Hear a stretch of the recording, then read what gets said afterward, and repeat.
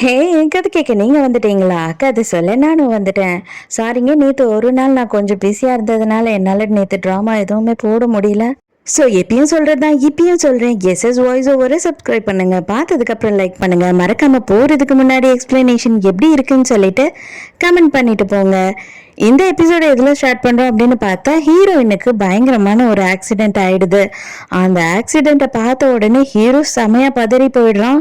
அவன் எதுக்காக பதறான்னா, ஐயோ இவளை நான் தானே கொல்லணும்னு நினைச்சேன், இவ ஏன் கையால தான் சாகணும், அதுக்குள்ள இவ செத்துறக்கூடாது அப்படின்னு சொல்லிதான் அவன் டென்ஷன் ஆகுறான். இப்பதான் நமக்கு ஜியோக்க காட்டுறாங்க. ஏன்னா அவனோட வேலை தானே இது எல்லாமே. அவன் ஜாலியா உட்காந்துட்டு இருக்கான், செம சூப்பரா இப்ப ஷேவ் எல்லாம் பண்ணிட்டு ஹேர் கட்டிங் எல்லாம் பண்ணிட்டு வந்துட்டு இருக்கான். அவன் என்ன சொல்றான் அப்படின்னு பார்த்தா, என்னப்பா நீ ரொம்ப இலக்குன மனசா இருக்கியே, நீ இப்படி இருந்தீன்னா எதுவுமே வேலைக்கு ஆகாது, இதெல்லாம் பார்க்கவே ரொம்ப சோகமா இருக்க மாதிரி இருக்கு இந்த சீனை அப்படின்னு சொல்றான். மயக்கத்துல ஹீரோனுக்கு மறுபடியும் கனவு வருது. கனவுல இந்த வாட்டி என்ன காட்டுறாங்க அப்படின்னு பார்த்தா, 1500 வருஷத்துக்கு முன்னாடி ஹீரோயின் இருந்தா இல்லையா, அவளோட பேரு வந்து ரீனா, ஹீரோவோட பேரு வந்து தோஹா. நம்ம ஹீரோ யாரு அப்படின்னு பார்த்தா வந்து ஒரு அரசரோட பையன்தான். ஆனா இவர் வந்து இந்த குறுநில மன்னர் அப்படின்னு சொல்லுவாங்க இல்லையா, அந்த மாதிரி ஒரு சின்ன இடத்துக்கு தான் இவங்க அப்பா ராஜாவா இருக்காங்க. அவரோட பையன்தான் நம்ம ஹீரோ தோஹா. மறுநாள் காலையில நம்ம ரீனாவை பார்த்த உடனே தோஹா என்ன சொல்றான் அப்படின்னு பார்த்தா, கவலைப்படாத, நான் வந்து ரொம்ப ஒன்றும் மோசமான இடத்துல எல்லாம் உன்னை குத்திடல, அதனால உனக்கு உயிருக்கு எந்த ஆபத்துமே வராது, எதை தேடுற, இந்த கத்தியை தான் தேடுறியா அப்படின்னு சொல்லிட்டு நைட்டு ஹீரோயின் எடுத்துட்டு வந்த கத்தியை காட்டுறான். உடனே நம்ம ஹீரோயினும் புடுங்கிட்டு உன்னை கொல்லாம விட மாட்டேன்டா அப்படின்னு சொல்றா. உண்மையாவே உன்னை பார்க்கும் போது நான் பயப்படுறதா இல்ல சிரிக்கிறதான்னு எனக்கே புரியல, உண்மையை சொல்லிட்டா, இந்த கத்தியை நீ பிடிக்கிறத வச்சே எனக்கு நல்லா தெரிஞ்சிருச்சு, இந்த கத்தியை நீ இதுக்கு முன்னாடி பிடிச்சி எந்த ஒரு ட்ரைனிங்கும் எடுத்ததில்ல, யாரையும் நீ கொலையும் பண்ணதில்லைன்னு சொல்லிட்டு டக்குன்னு ஹீரோ வந்து அவளோட கத்திய கையில புடுங்கிக்கிறான். புடுங்கின உடனே அவன் என்ன சொல்றான்னா, உனக்கு ரெண்டே ரெண்டு ஆப்ஷன் தான் இருக்கு, ஒண்ணு நீ இப்படியே செத்து போயிடு என் கையால, அப்படி இல்லைன்னு வச்சுக்கோயேன், நான் கண்டிப்பா வந்து உன்னை இங்க வேலைக்காரியா இருக்கிறதுக்கு விடுறேன் அப்படின்னு சொல்றான். ஹீரோயின் அதுக்கு நான் செத்தே போலாம், உன்கிட்ட எதுக்கிட்ட நான் வேலை செய்யணும் அப்படின்னு சொல்லி கத்துறா. ஓ அப்படியா, அப்ப செத்து போகிற அளவு நீ துணிஞ்சிட்டியா, ஆனா எனக்கு இந்த வாட்டி போர் அடிக்குது, ஏன் தெரியுமா, ஒருத்தன் செத்து போகணும்னு துணிஞ்சிட்டான் அப்படின்னா அவனை கொல்றதுல எந்த ஒரு இன்ட்ரெஸ்ட்டுமே இல்லை, ஸோ கண்டிப்பா நான் உன்னை கொல்ல மாட்டேன் அப்படின்னு சொல்றான். அதோட மறுபடியும் ஹீரோ என்ன பண்றான்னா, ஹீரோயினை உள்ளேயே வச்சு பூட்டிட்டு அங்க இருந்து வெளியில போயிடுறான். பிரசன்ட் டேல காட்டுறாங்க, ஹீரோயினுக்கு ஹார்ட் எல்லாம் நின்று போச்சு, அவளுக்கு சிபிஆர் பண்ணிக்கிட்டு இருக்காங்களா. நம்ம ஹீரோ செத்துடாத செத்துடாத, கண்டிப்பா வந்துட்டு உன்னை நான் தான் கொல்லணும், ஏன் கையால தான் நீ சாகணும் அப்படின்னு சொல்லிக்கிட்டு இருக்கான். அவளுக்கு அங்க ட்ரீட்மெண்ட் கொடுத்துக்கிட்டு இருக்க நேரத்துல ஹீரோக்குமே வந்து அப்படியே ஹார்ட் பீட் எல்லாம் அதிகமாகி அவனுக்குமே வந்து மயக்கம் வர மாதிரி ஆயிடுது. மின்ஹா அந்த இடத்துக்கு வரானா, ஹீரோவை பார்த்த உடனே அவன் பயந்துடுறான். டே உனக்கு என்னடா ஆச்சு, நீ எதனாலடா இப்படி இருக்குன்னு சொல்லிட்டு தம்பியை பார்த்து பதறிட்டு இருக்கான். அந்த டைமுக்கு ஒரு செகண்டுக்கு நம்ம ஹீரோவோட ஆத்மா அப்படியே வெளியில போகுது. மறுபடியும் 1500 வருஷத்துக்கு முன்னாடி காட்டுறாங்களா. அப்பதான் என்ன சீனை காட்டுறாங்க அப்படின்னு பார்த்தா, நம்ம ஹீரோ வந்து அந்த கத்தியையும் வாழையும் கொடுத்து நீயே டிசைட் பண்ணிக்கோ அப்படின்னு சொல்லி ஒரு நாள் கழிச்சு வந்து கேட்குறான். அப்போ வந்து ஹீரோயின் என்ன பண்றா அப்படின்னு பார்த்தா, அந்த வேலைக்கார ட்ரெஸ்ஸை எடுத்து அவ செலக்ட் பண்ணிடுறா. இங்க நம்ம தோஹாக்கு கீழேயே வந்து ஒரு வேலைக்காரியா இவன் சேர்ந்துடுறாளா. இவனையே வாட்ச் பண்ணிக்கிட்டு இருக்கா.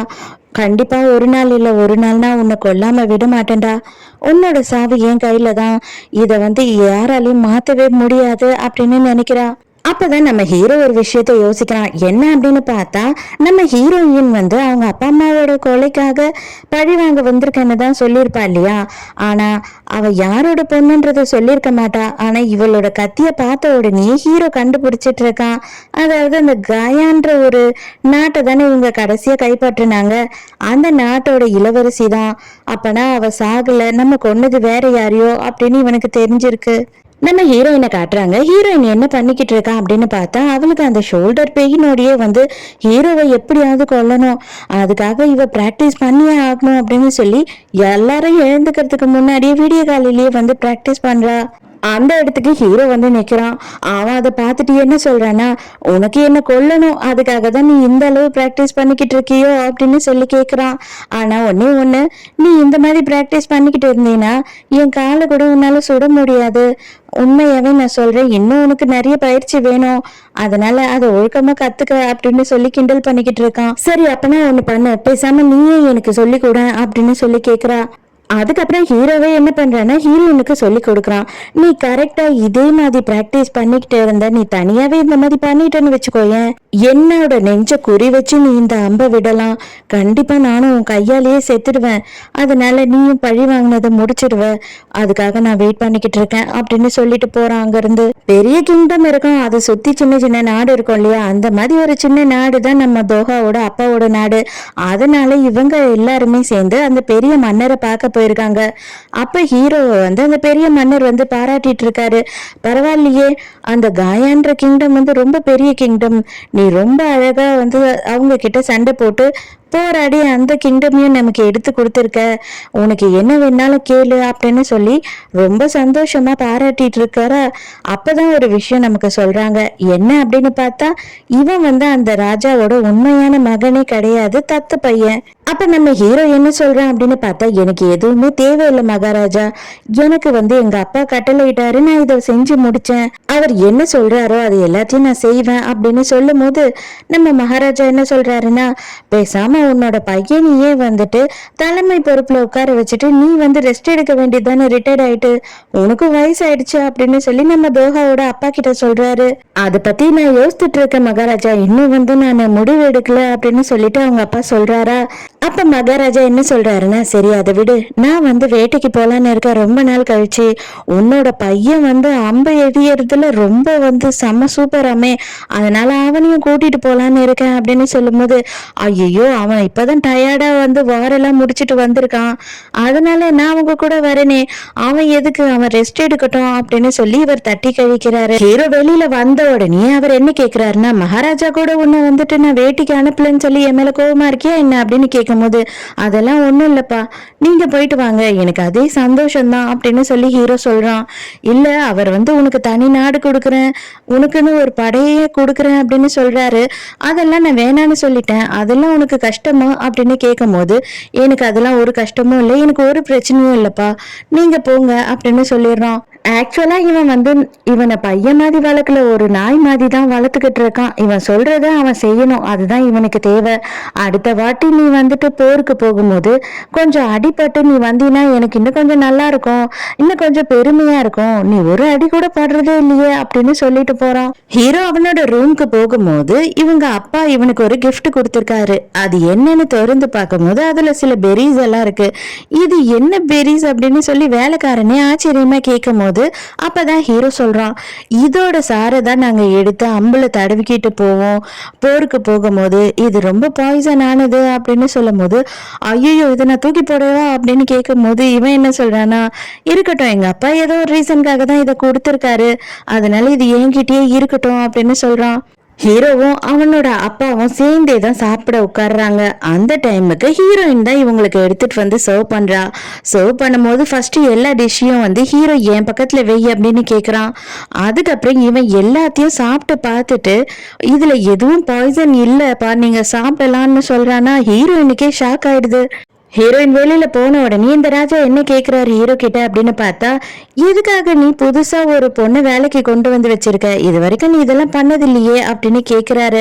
அந்த டைமுக்கு ஹீரோயினுக்கு ஒரே குழப்பமா இருக்கு இல்லையா, இவங்க அப்பா என்ன இப்படி பண்றாருன்னு சொல்லிட்டு அவன் நேரா போயிட்டு வேலைக்கார ஒருத்தர் கிட்ட கேக்குறா, என்னது இது, பெத்த பையனை வந்து சாப்பிட வச்சு விஷம் இருக்கா இல்லையான்னு செக் பண்ண வைக்கிறாரு இவரு அப்படின்னு கேட்கும் போது அப்பதான் அவன் சொல்றான், அவங்க சொந்த அப்பாவும் பிள்ளையும் கிடையாது, அவர் வந்து நம்ம ராஜாக்கு வளர்ப்பு பையன்தான், இருந்தாலும் இது கொஞ்சம் எங்களுக்கே பார்க்க சங்கடமா தான் இருக்கும், ஆனா நம்ம தோஹா இருக்காரு இல்லையா, அவரு சாவுக்கு பயந்ததே கிடையாது, எதை பத்தியும் கவலையும் படமாட்டாரு அப்படின்னு சொல்லி இவன் எல்லாத்தையும் சொல்லிக்கிட்டு இருக்கான். அப்ப ஹீரோ என்ன சொல்றானா, நீங்க எப்பவும் வந்து வேட்டையாடுறத பத்தி மட்டும் தானே பேசுவீங்க, இப்ப என்ன புதுசா வேலைக்கார பொண்ணை பத்தி எல்லாம் பேசுறீங்க, ரொம்ப போர் அடிக்குதா உங்களுக்கு அப்படின்னு சொல்லி ஹீரோ கேக்குறான்.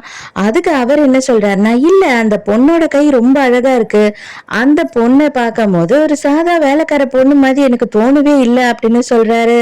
அதுக்கு ஹீரோ என்ன சொல்றான்னா, அவளுக்கு நான் கடமைப்பட்டிருக்கேன், அதுக்காக தான் அவளை கொண்டு வந்து இங்க வேலையில வச்சிருக்கேன் அப்படின்னு சிம்பிளா சொல்லிடுறான். எங்க பழைய வேலைக்காரங்க எல்லாம் சேர்ந்துக்கிட்டு நம்ம ஹீரோயினை புள்ளி பண்ணிக்கிட்டு இருக்காளுங்க, இப்பதான் நீ வந்த அதுக்குள்ள தோஹாவுக்கே வந்து சர்வீஸ் பண்ற அளவு ஆயிட்டியா அப்படின்னு சொல்லி, அப்ப உடனே என்ன பண்றாங்கன்னா, ஒரு மூட்டையை கொடுத்து இப்ப அவன் ஒரு இடத்துக்கு போவான், அந்த இடத்துக்கு உன்னால போயிட்டு வர முடியுதான்னு பாரு, போ போ அப்படின்னு சொல்லி அனுப்புறாங்க. ஹீரோயின் ஹீரோ கிட்ட வந்து வாங்க போலாம் அப்படின்னு சொல்றாளா. ஹீரோ ஷாக் ஆயிடுறான். நீயா? எங்க பழைய வேலைக்காரவங்க, உனக்கு அதெல்லாம் செட் ஆகாது, நீ அங்கெல்லாம் வர முடியாது அப்படின்னு சொல்றான். அதுக்கு ஹீரோயின் அவ பாட்டுன்னு முன்னாடி போய் ஏறிடுறா குதிரையில.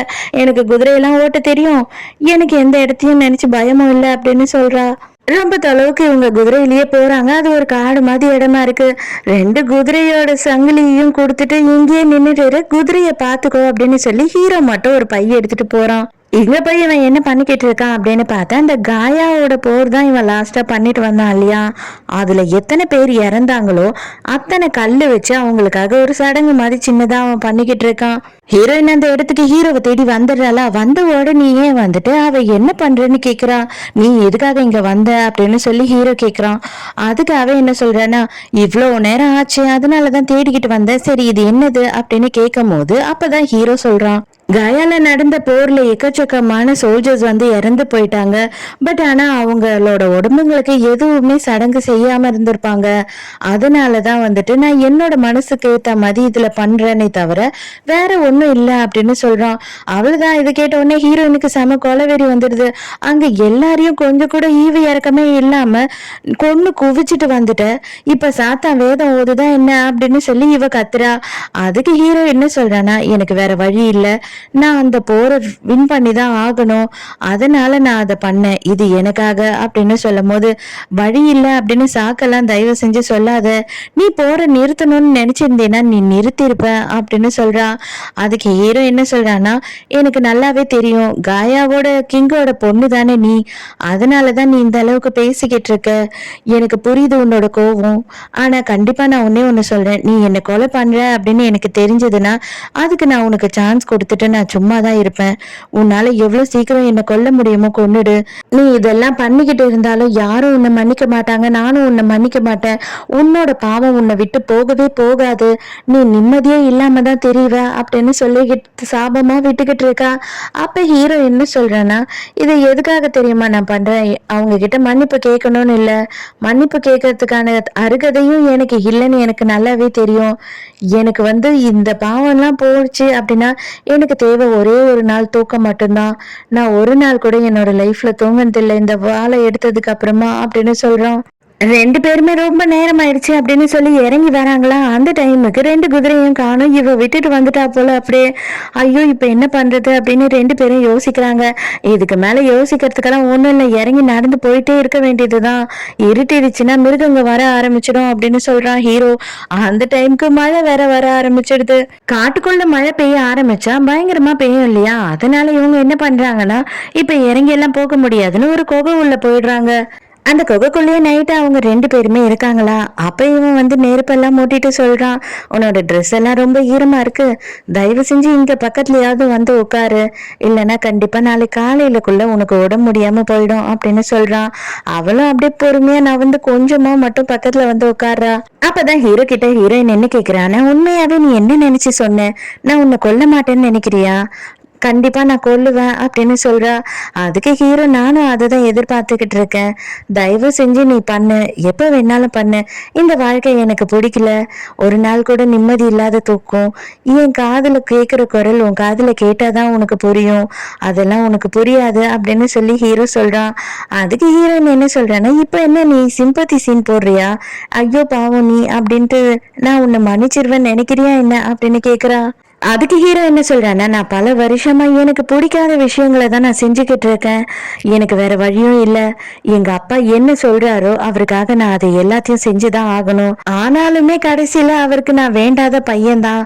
அவருக்கு என் மேல உண்மையான அன்பெல்லாம் இல்ல. அதுவும் எனக்கு நல்லாவே தெரியும் அப்படின்னு சொல்லும்போது, அப்பதான் ஹீரோயின் கேக்குறா, அப்பனா நீ எனக்கு வந்து அந்த வில்லு விடுறதுக்கு சொல்லி கொடுத்தது உண்மையாதான் சொல்லி கொடுத்தியா? உன்னை கொல்ல சொல்லிதான் சொல்லி கொடுத்தியா அப்படின்னு கேக்குறா.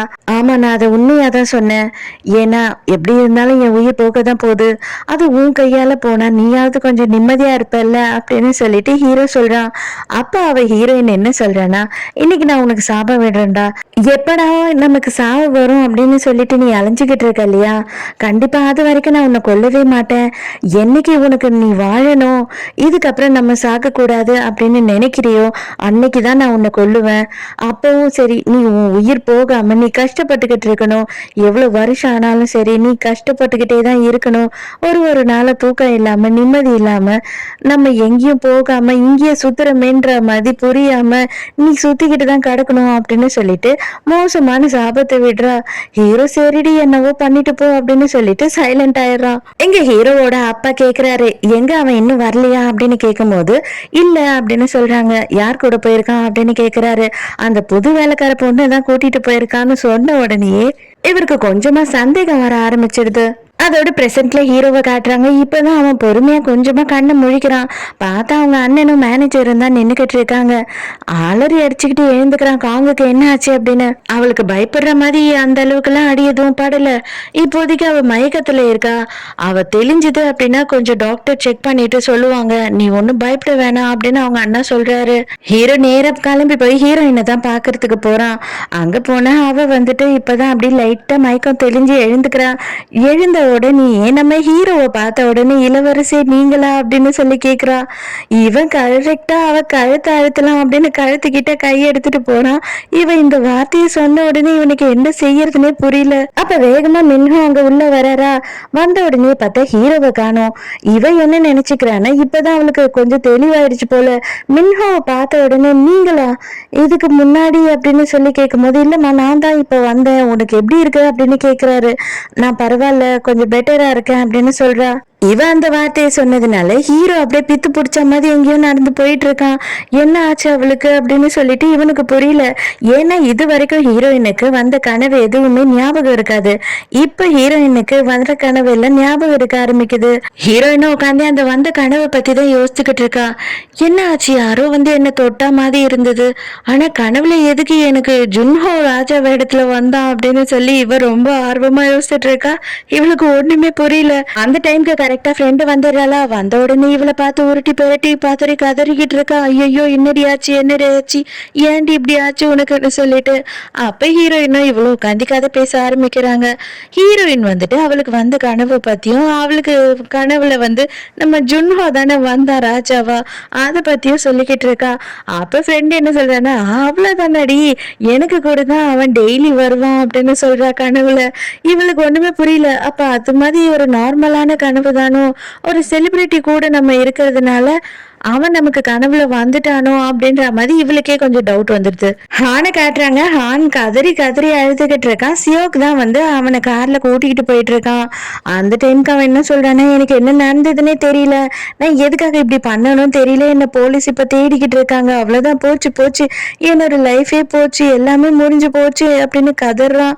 அப்ப சியோக் என்ன சொல்றானா, கவலைப்படாத, ஒன்னும் பிரச்சனை இல்லை, இங்க யாரு கண்ணுக்குமே தெரியாத மாதிரி ஒரு இடத்துக்கு உன்னை கூட்டிட்டு போய் விடுறேன், அங்க நீ சந்தோஷமா இரு, தைரியமா இரு அப்படின்னு சொல்றான்.